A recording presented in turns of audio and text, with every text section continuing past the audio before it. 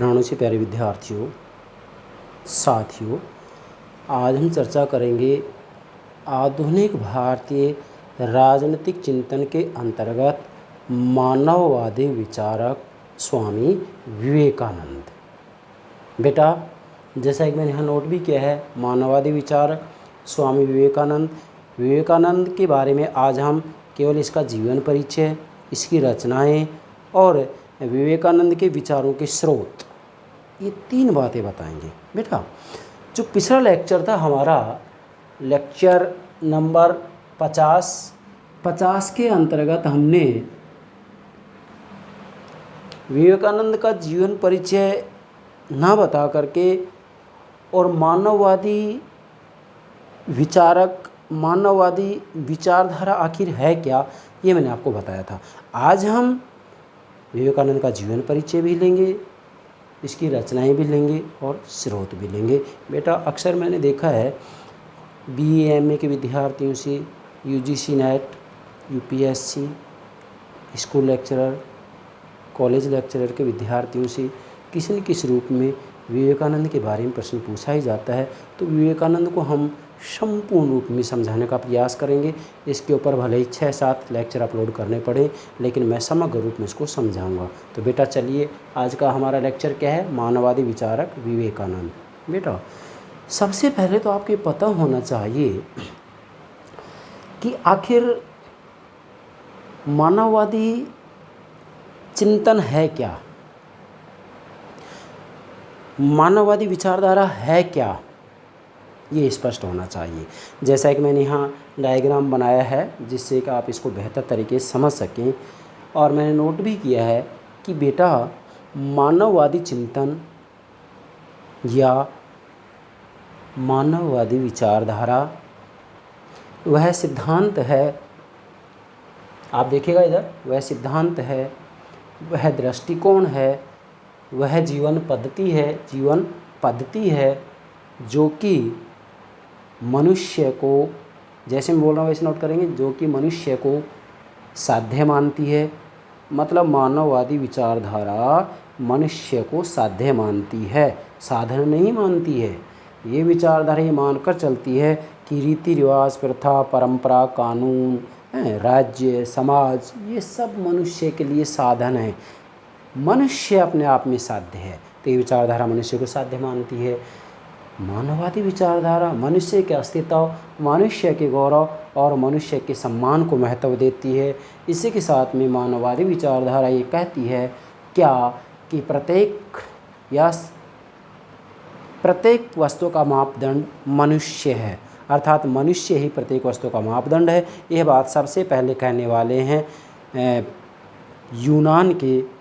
यूनान के सोफिस्ट या प्रोटेगोरस ने ये बात कही थी। प्रोटेगोरस ने ये बात कही थी कि भाई मनुष्य ही प्रत्येक वस्तु का मापदंड है।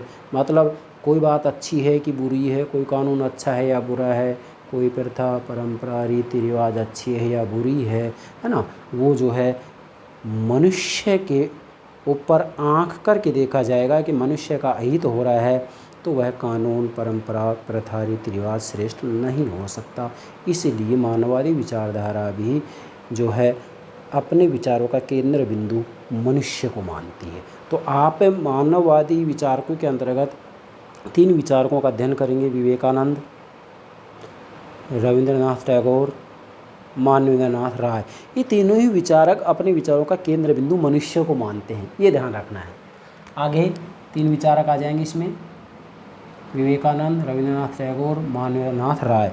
मतलब मानववादी विचारकों में हम 3 विचारकों को लेंगे, और इसमें आज हम सबसे पहले ले रहे हैं विवेकानंद को, और विवेकानंद में भी हम इसका जीवन परिचय, रचनाओं की चर्चा करेंगे। तो आप किसी भी विचारक विशेष के विचारों को समझना चाहते हैं तो सबसे पहले आपको उसकी जीवनी के बारे में जानकारी होना ज़रूरी है। मेरा कहने का मतलब ये है कि चाहे पश्चिमी विचारक हो या भारतीय विचारक हो, अगर आप उसके विचारों को समझें तो सबसे पहले उसकी जीवनी के बारे में जानकारी होना चाहिए। इसका मतलब ये है कि आप विचारकों को अच्छे समझना चाहते हैं तो इसके लिए जीवनी मूलक उपागमों का प्रयोग करें। सबसे पहले जीवनी मूलक उपागम किसी भी विचारक विशेष के जीवन के बारे में बताता है कि उसके जीवन में ऐसी घटना घटी, इस घटना के घटने से वो ऐसा या वैसा बना। कैसे? जैसे कि विवेकानंद के जीवन में ये घटना घटती है, जब इनके पिता की मृत्यु हो जाती है तो परिवार पर आर्थिक संकट आ जाता है। आर्थिक संकट आने के बाद में ये अपने गुरु रामकृष्ण परमहंस, इनके गुरु कौन थे बेटा? रामकृष्ण परमहंस। रामकृष्ण परमहंस के शरण में जाते और कहते हैं, गुरुदेव मुझे आर्थिक संकट से उबारिए। और उसके बाद में रामकृष्ण परमहंस ने कहा कि आपको स्वयं को तपस्या करनी होगी, साधना करनी होगी, आपको स्वयं को ही मांगना होगा ईश्वर से कि ईश्वर मुझे आर्थिक संकट से उबारे। उसके बाद में विवेकानंद को ईश्वर का साक्षात्कार होता है और ये ईश्वर से धन तो नहीं मांगते हैं लेकिन भक्ति शक्ति मांगते हैं। यहीं से इनका जीवन बदल जाता है और विवेकानंद अनास्थावान से आस्थावान बन जाते हैं। जो विवेकानंद ईश्वर को नहीं मानते हैं वो विवेकानंद ईश्वर को मानना शुरू कर देते हैं। इन्होंने अपने गुरु से भी कई बार पूछा था रामकृष्ण परमहंस से, क्या आपने ईश्वर को देखा है? रामकृष्ण परमहंस ने कहा, हाँ मैंने देखा है। और सच में रामकृष्ण परमहंस के सामने तो काली माता आती थी, काली माता थी, साक्षात वार्तालाप करते थे रामकृष्ण परमहंस। तो इन्होंने कहा कि अगर आप भाव विभोर होकर के रोते हैं, ईश्वर को याद करते हैं तो ईश्वर का साक्षात्कार होता है। और साक्षात्कार हुआ भी। और तब जाकर के इनको विश्वास हुआ कि वाकई ईश्वर है। इन्होंने तो बार बार ये बात कही थी कि ईश्वर है क्या आपने देखा है? और उसके बाद में जब साक्षात्कार होता है तब इनको हुआ कि वास्तव में ईश्वर होता है, तभी से आस्थावान बन जाते हैं। मतलब इनके जीवन में जब ये घटना घटती है तो ये अनास्थावान से आस्थावान बन जाते हैं। ये जीवनी मूलक उपागम से ही आप पता लगा सकते हैं। मतलब उसके, चाहे कोई भी विचारक हो, उसके जीवन चरित्र के बारे में जब तक आप कुछ नहीं समझेंगे तब तक आगे उसके विचारों को नहीं समझ सकते। ठीक है बेटा, अब इधर आइए। ये मैंने लिख दिया है यहाँ, घटना कायाकाल। कायाकाल का मतलब इनके पिता की जब मृत्यु हो जाती है तो मृत्यु होने के बाद में आर्थिक संकट आता है। आर्थिक संकट आने के बाद में गुरु की शरण में जाते हैं और गुरु इनको जो है ईश्वर की साधना के लिए बोलता है। ईश्वर का साक्षात्कार होता है और ईश्वर से ये धन तो नहीं मांगते हैं लेकिन भक्ति और शक्ति मांग बैठते हैं। बस यहीं से इनका जीवन बदल जाता है। अब इधर आइए बेटा, सबसे पहला जो वाक्यांश है विवेकानंद कह रहे हैं, पृथ्वी पर ऐसा अन्य कोई धर्म नहीं जो हिंदू धर्म के समान इतने उच्च स्वर से समानता के गौरव को प्रकट करता हो। इन्होंने कहा है कि भाई, यहाँ मैंने लिखा विवेकानंद ने बात की। इन्होंने कहा कि डेफिनेटली मतलब हिंदू धर्म समानता की बात करता है, अर्थात हिंदू धर्म किसी भी रूप में भेदभाव की बात नहीं करता है। ये विवेकानंद ने कहा है। एक वाक्यांश से लेंगे, ज़्यादा नहीं। इसके बाद में इसकी जीवनी की बात करते हैं। सबसे पहले तो आप नोट करेंगे विवेकानंद के जन्म का नाम नरेंद्र नाथ दत्त था। जन्म का नाम क्या था बेटा? नरेंद्र नाथ दत्त। 12 जनवरी 1863 को इनका जन्म होता है। इनका पिता वकील है, माँ धार्मिक प्रवृत्ति की है। और धार्मिक प्रवृत्ति होने के कारण इनकी माँ बड़ी चरित्रवान, बड़ी संयमी, बड़ी भक्त महिला थी। 1888 में बारानगर में ये जो है अपने मठ की स्थापना करते हैं। और इसके बाद में भारत के बारे में विवेकानंद ने 3 निष्कर्ष निकाले। सबसे पहला निष्कर्ष निकाला अमीर गरीब में अंतराल। विवेकानंद ने कहा कि भारत के अंतर्गत एक तरफ बहुत ज़्यादा अमीर हैं, दूसरी तरफ बहुत ज़्यादा गरीबी है। दूसरा, अनेकता में एकता। विवेकानंद ने दूसरा निष्कर्ष निकाला कि भारत में अनेक धर्म जातियाँ हैं लेकिन इसके बावजूद भारत में एकता है। तीसरा, भारत पतन के गर्त में पड़ा था। विवेकानंद ने तीसरा निष्कर्ष निकाला कि भारत जो है पतन के गर्त में पड़ा हुआ है और पतन के गर्त से भारत को केवल आध्यात्मिक शक्ति के सहारे ही निकाला जा सकता है, केवल धर्म के सहारे ही निकाला जा सकता है। इसलिए इन्होंने अपने विचारों का केंद्र बिंदु धर्म को बनाया। नेक्स्ट, विवेकानंद आध्यात्मिक शक्ति व ज्ञान से भारत व संपूर्ण मानवता का उत्थान चाहते थे। मैंने आपको पहले ही बता दिया यहाँ पर, क्या? आध्यात्मिक शक्ति व ज्ञान से भारत व संपूर्ण मानवता का उत्थान चाहते थे। मतलब विवेकानंद ने कहा कि भारत पतन के गर्त में पड़ा हुआ है, पतन के गर्त से केवल इसको आध्यात्मिक शक्ति के सहारे ही निकाला जा सकता है। और आध्यात्मिक शक्ति के सहारे न केवल भारत को बल्कि पूरी दुनिया का उत्थान किया जा सकता है। 1893 में अमेरिका में विश्व धर्म संसद का आयोजन होना था और इस विश्व धर्म संसद के अंतर्गत विवेकानंद ने अपना भाषण दिया और भाषण की शुरुआत इन्होंने की थी, मेरे प्यारे भाइयों और बहनों, केवल ये संबोधन करने से ही पूरे विश्व के जितने भी देश थे, उनके जो प्रतिनिधि बैठे हुए थे, उन सब का मस्तक झुक जाता है और विवेकानंद का सम्मान वो तहे दिल से करते हैं। अब होता क्या है, ये आयोजन किया जाता है, लेकिन ये विश्व धर्म संसद में अर्थात यात्रा पर जाने से पहले खेतरी के जो राजा हैं, वो राजा का यात्रा से पूर्व विवेकानंद का नाम क्या, विवेकानंद नाम का निवेदन करते हैं। मतलब इनका मूल नाम नरेंद्र नाथ था, लेकिन खेतरी के राजा ने विश्व धर्म संसद में जाने से पहले, यात्रा पर जाने से पहले ये निवेदन किया है कि भाई नरेंद्र नाथ दत्त आप अपना नाम विवेकानंद रखिए। विवेकानंद नाम का निवेदन किया और नरेंद्र नाथ ने अपना नाम विवेकानंद रख लिया। फिर इन्होंने इस विश्व धर्म संसद में भाषण देते हुए कहा, क्या कहा कि वास्तव में यदि देखा जाए तो पूरे विश्व का एक ही धर्म है, पूरे विश्व का एक ही ईश्वर है, एक ही ईश्वर है। इन्होंने विश्वव्यापी धर्म की अवधारणा प्रस्तुत की और विश्वव्यापी धर्म की अवधारणा प्रस्तुत की, इससे विवेकानंद का सम्मान और बढ़ जाता है। और विवेकानंद के गुरु का नाम है रामकृष्ण परमहंस, जो कि इनके आध्यात्मिक गुरु हैं, रामकृष्ण परमहंस। रामकृष्ण परमहंस से इन्होंने पूछा था कि क्या ईश्वर होता है। रामकृष्ण परमहंस ने कहा कि हाँ ईश्वर होता है, अगर कोई भाव विभोर होकर के उसे पुकारता है, रोता है, तो साक्षात्कार जरूर होता है। और इसके बाद में जब रामकृष्ण परमहंस ने ये बात कही, और काली माँ के तो भगत थे, काली माँ तो इससे साक्षात वार्तालाप करती थी, तो विवेकानंद को भी ईश्वर का साक्षात्कार होता है और विवेकानंद ये मान बैठते हैं कि ईश्वर होता है और ये आस्थावान बन जाते हैं, ईश्वर के प्रति दृढ़ निष्ठा जग जाती है। अब इसके बाद में 9 दिसंबर 1898 को इस मिशन का वेलूर में प्रथम मठ स्थापित किया गया, जिसके 3 उद्देश्य थे। अब यहाँ देखेंगे आप, 1 मई 1897 को श्री रामकृष्ण परमहंस मिशन की स्थापना की गई और 9 दिसंबर 1898 को इस मिशन का वेलूर में प्रथम मठ स्थापित किया गया, जिसके 3 उद्देश्य थे, धर्म प्रसार करना, सामाजिक सेवा, शिक्षा प्रसार करना। ये 3 उद्देश्य नोट कर लेंगे। किसके हैं 3 उद्देश्य बेटा?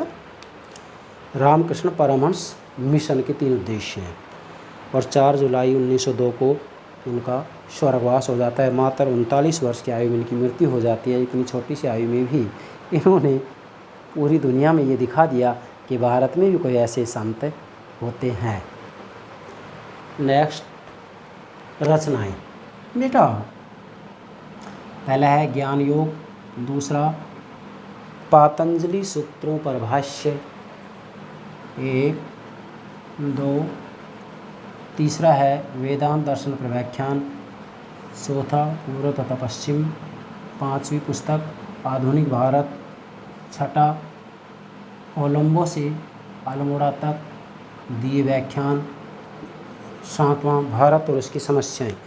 ये 7 रचनाएं इसकी महत्वपूर्ण हैं, इनके नाम नोट कर लेंगे, एग्जाम पूछा जा सकता है। ठीक है बेटा, 2 बातें होगी। तीसरा है स्रोत। विवेकानंद के विचारों के ऊपर किन किन बातों का प्रभाव पड़ा बेटा? इस दुनिया में कोई भी ऐसा विचारक नहीं है, कोई भी ऐसा चिंतक नहीं है जिसके विचारों पर बाहरी परिस्थिति का प्रभाव ना पड़ा हो, सब पर पड़ा है। तो विवेकानंद भी इससे अछूते नहीं हैं। जैसे इटली के मैकियावली हैं, मैकियावली अपने समय की परिस्थितियों से ज़्यादा प्रभावित हो गए थे, इसलिए उनको युग शिशु की संज्ञा दी गई थी। पर इसका मतलब ये नहीं है कि भाई विवेकानंद भी पूर्ण रूप में परिस्थितियों के दास थे, नहीं नहीं नहीं, ऐसा नहीं है। लेकिन हाँ, समय परिस्थिति से प्रभावित ज़रूर हुए हैं। तो वो कौन सी बातें हैं जिन्होंने विवेकानंद के विचारों को प्रभावित किया? 3 बातें हैं। नंबर 1, वैदिक दर्शन। बेटा, सबसे पहला तो जो विवेकानंद है, इसके विचारों को प्रभावित किया है वेदों ने, वैदिक दर्शन ने। वैसे भी देखा जाए तो विवेकानंद दर्शन शास्त्र के विद्यार्थी थे। यस, दर्शन शास्त्र के विद्यार्थी थे। और जिस विषय का विद्यार्थी होता है तो डेफिनेटली उसकी सिद्धांत को प्रभाव तो पड़ेगा ही पड़ेगा। हम राजनीति विज्ञान के विद्यार्थी हैं, अभी भी विद्यार्थी हैं, जब तक जिएंगे तब तक विद्यार्थी ही रहेंगे। भले ही 100 वर्ष जिए, 150 वर्ष जिए, जब तक जिएंगे विद्यार्थी ही तो रहेंगे। हम आज भी विद्यार्थी हैं, भले ही हम कॉलेज लेक्चर है लेकिन है तो विद्यार्थी ही। ठीक है बेटा। दूसरा है आध्यात्मिक गुरु संपर्क। दूसरा जो इनके विचारों पर प्रभाव पड़ा है, इनके गुरु का पड़ा है। इनके गुरु कौन है? यस, रामकृष्ण परमहंस आध्यात्मिक गुरु हैं इनके। तो इनके गुरु के विचारों का प्रभाव पड़ा है। और इनका गुरु तो साक्षात काली का भक्त था। माता काली साक्षात इनसे वार्तालाप करती थी। आपको मैं बता रहा हूँ, स्वामी रामकृष्ण परमहंस हैं, इनको कैंसर की बीमारी हो गई थी। और कैंसर की बीमारी जब हो जाती है इनको, तो इनके शिष्यों ने कहा इनसे कि गुरुदेव आप तो साक्षात काली माँ से वार्तालाप करते हैं, तो आप माँ से क्यों नहीं कहते हैं कैंसर की बीमारी दूर करने के लिए? तो रामकृष्ण परमहंस ने कहा, शिष्यों मैं माँ से ये नहीं मांगूंगा, क्योंकि अगर ये मांगूंगा और मेरे कष्ट को दूर कर देगी कष्ट को दूर, लेकिन मेरा जो कष्ट है मुझे अगले जन्म में फिर आना पड़ेगा और फिर भोगना पड़ेगा, इसलिए मैं ये नहीं मांगूंगा माँ से। और आप देखिएगा उसके बाद में साक्षात काली माँ के शरीर में शरीर समाहित हुए हैं। ये है आध्यात्मिक शक्ति, ये है भारत। बस संकेत पर्याप्त है। तीसरा है पाश्चात्य शिक्षा एवं जगत के साथ संपर्क। मतलब पश्चिमी शिक्षा का भी विवेकानंद के विचारों पर प्रभाव पड़ा, और पश्चिमी जो विचारक हैं, विद्वान हैं, उनके विचारों का प्रभाव पड़ा। जैसे मैं आपको कहना चाहूँगा कि पश्चिम का जो विज्ञानवाद है, उदारवाद है, लोकतंत्र है, लोकतंत्र में स्वतंत्रता, समानता और बंधुता 3 सिद्धांत हो गए, और समाजवाद है, इन सब विचारों का विवेकानंद के ऊपर प्रभाव पड़ा है। लेकिन पश्चिमी विचारों के दास नहीं बने ये, नहीं। वास्तव में यदि देखा जाए तो इन्होंने पश्चिम के विचारों का भारत के विचारों के साथ समन्वय किया। इसीलिए पाश्चात्य विज्ञानवाद तथा पूर्वी आध्यात्मवाद का समन्वय किया इन्होंने। एक तरफ पश्चिमी विज्ञानवाद, उदारवाद, लोकतंत्र, समाजवाद, इनको स्वीकार करते हैं, लेकिन दूसरी तरफ भारत के आध्यात्मवाद को भी स्वीकार करते हैं। तो यहाँ मैं कह सकता हूँ कि विज्ञानवाद और आध्यात्मवाद में समन्वय किया है विवेकानंद ने। विज्ञान और धर्म में समन्वय किया है विवेकानंद ने। तथ्य मूल्य में समन्वय किया है विवेकानंद ने। पश्चिम में आज देखें हम व्यवहारवाद और उत्तर व्यवहारवादी, परंपरागत राजनीति, विज्ञान और व्यवहारवाद इस बात को लेकर के झगड़ रहे हैं कि तथ्य के आधार पर राजनीति को समझें या मूल्य के आधार पर राजनीति को समझें। इसका जवाब विवेकानंद ने दिया, बहुत समय पहले दे दिया था। व्यवहारवाद तो कल की घटना है। परंपरागत राजनीति विज्ञान कहता है कि केवल मूल्यों से राजनीतिक समझा जा सकता है, व्यवहारवाद कहता है केवल तथ्यों से राजनीतिक समझा जा सकता है, उत्तर व्यवहार कहता है तथ्य मूल्य दोनों से राजनीतिक समझा जा सकता है। तो यहाँ तो विवेकानंद ने तो इनसे पहले ही कह दिया था, क्या? विज्ञानवाद, अध्यात्मवाद, विज्ञानवाद, तथ्य, अध्यात्मवाद, मूल्य दोनों का समन्वय किया है। उत्तर व्यवहारवाद ने तथ्य मूल्य दोनों का समन्वय किया है। तो मैं तो ये कहूँगा कि पश्चिम वाले जिस बात का आज मतलब नाच रहे हैं कि हमने दुनिया को ये दिया, हम छाती ठोक कर कह सकते हैं कि भारत ने दुनिया को सब कुछ दिया। क्या नहीं दिया। पश्चिम में जो विचारधाराएं आज दी जा रही हैं, पश्चिम वाले जिन राजनीतिक मुहावरों का आज प्रयोग करते हैं कि हमारे ये वाद है, उदारवाद है, समाजवाद है, फलानावाद है, ढीकावाद है, नारीवाद है, ये वाद है, ये सब विचारधाराएं तो हमने आज से 5000 वर्ष पहले देकर छोड़ दी। हमारे वेदों में सब कुछ है। मैं ये कहूँ, हमारे यहाँ ज्ञान की कमी नहीं है। हमारे यहाँ पर तो एक दूसरे की टांग खींचने की कला ज़्यादा है, इसलिए दिक्कत है। अन्यथा हम पहले भी विश्वगुरु थे, आज विश्वगुरु हैं और बनेंगे निश्चित। अगला है धर्म को भारत की रीढ़ की हड्डी बताया। विवेकानंद ने धर्म को भारत की रीढ़ की हड्डी बताया। क्यों? क्योंकि धर्म से ही कोई परिवर्तन हो सकता है, और धर्म को केंद्र बनाकर भारत के सामान्य जन के उत्थान तथा राष्ट्रीय पुनर्जागरण के लिए अथक व निरंतर प्रयत्न किए। मतलब विवेकानंद ने धर्म के आधार पर ही जो है भारत के उत्थान और राष्ट्रीय पुनर्जागरण के लिए अथक व निरंतर प्रयत्न किए। मूल बात ये आती है कि इन्होंने धर्म के ऊपर महत्व ज़्यादा दिया। भले ही विवेकानंद पाश्चात्य विज्ञानवाद से प्रभावित होते हैं, लेकिन प्राथमिकता, प्रधानता अध्यात्मवाद को देते हैं, धर्म को देते हैं, आस्था को देते हैं। और वैसे भी बेटा देखा जाए तो आध्यात्मिक शक्ति वो शक्ति है जिसके सामने सब शक्तियों को झुकना पड़ता है। मैं तो ये मानता हूँ। यहाँ क्या कहा है मैंने? आध्यात्मिक शक्ति वो शक्ति है जो दुनिया की सभी शक्तियों को झुका सकती है, और भारत के पास वही शक्ति है। क्या? आध्यात्मिक शक्ति। आध्यात्मिक शक्ति के बलबूते पर जो चाहे वो किया जा सकता है। मैं तो ये कहूँगा कि महाभारत में भी लिखा हुआ है कि एक व्यक्ति अपने कमरे में बैठा बैठा भी कितनी ही दूरी पर बैठे हुए व्यक्ति को प्रताड़ित परेशान कर सकता है। आध्यात्मिक शक्ति बशर्ते हो। महाभारत में इसको उल्लेख किया गया है। मैं इसकी ज़्यादा गहराई में नहीं जाऊँगा क्योंकि आज विज्ञानवाद का ज़माना है। इस बात को विपरीत ले लिया जाएगा कि देखो आज कोई कुछ ऐसा क्यों नहीं कर सकता है। प्रकृति बार बार नाच नचाती है हमें। विज्ञान क्या कर सकता है? क्या कर सकता है विज्ञान? क्या कर सकता है विज्ञान? प्रकृति जब चाहे तब उथल पुथल मचा देती है। क्या कर लेगा विज्ञान? आध्यात्मिक शक्ति के बल पर सब कुछ किया जा सकता है, लेकिन विज्ञान की शक्ति के बल पर सब कुछ नहीं किया जा सकता। इसलिए विज्ञान और धर्म का समन्वय जरूरी है। इसलिए तथ्य मूल्य का समन्वय जरूरी है। इसलिए आस्था और भौतिकता का समन्वय जरूरी है। और यही काम विवेकानंद ने किया है। ठीक है बेटा? तो ये हो गया विवेकानंद का जीवन परिचय, रचनाएं और स्रोत। मुझे विश्वास है आप ये सारी बातें समझ गए होंगे। और यहाँ मैंने ये सब बातें एक एक करके नोट कर दी हैं। इसमें मैं ज़्यादा व्याख्या इसलिए नहीं कर रहा हूँ क्योंकि विवेकानंद के ऊपर अभी आगे हमें बहुत लेक्चर अपलोड करने हैं। तो ये सारी बातें मतलब संदर्भ के हिसाब से आपको समझा दी जाएंगी। मुझे पूरा विश्वास है आप विवेकानंद के बारे में जीवन परिचय, रचनाएँ और इसके स्रोत, ये तीनों बातें अच्छे से समझ गए होंगे। यस बेटा?